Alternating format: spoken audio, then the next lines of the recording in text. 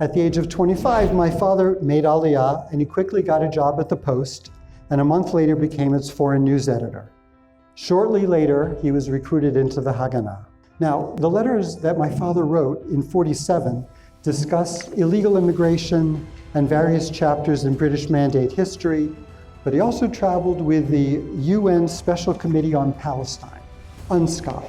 And as you know, it was their recommendation that the area be partitioned between the Jews and the Arabs, and that the Jewish state come into existence. They voted on November 29th, the UN, to partition Palestine. Now, my father wrote a description of that night and the following day. He wrote it in Hebrew, apparently in a single sitting. This is part of the original Hebrew, where this is what the beginning of the letter looked like. And I'm going to read just a few portions of it because it's incredible to me, and I apologize in advance. It's very hard for me to get through it, so you'll bear with me.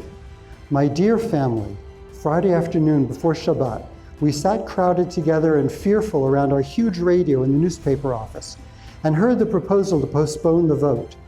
Our eyes dimmed and our blood froze in our veins. We walked through the silent and sad streets of Jerusalem and found no comfort. We envisioned military posts at every corner and machine guns, explosions and sirens, the terror and suffering renewed.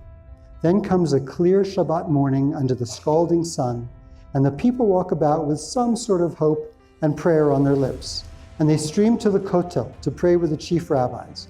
I had visited Rabbi Herzog before going to the office, and to work with no logical hope of victory, but with a great sense that despite all, we will triumph. Friends on the street and in the cafes ask me, the journalist, how the debate will end, what the night will bring, and I answer their prayers with a quiet, it'll be okay. Dr. Arancha, who is the Secretary of the General Assembly, begins, and the delegate from Lebanon speaks, and another, and yet another after that. And our Herschel, the American ambassador, and then Gromyko, surprisingly the hero of the Hebrew state, demands a vote.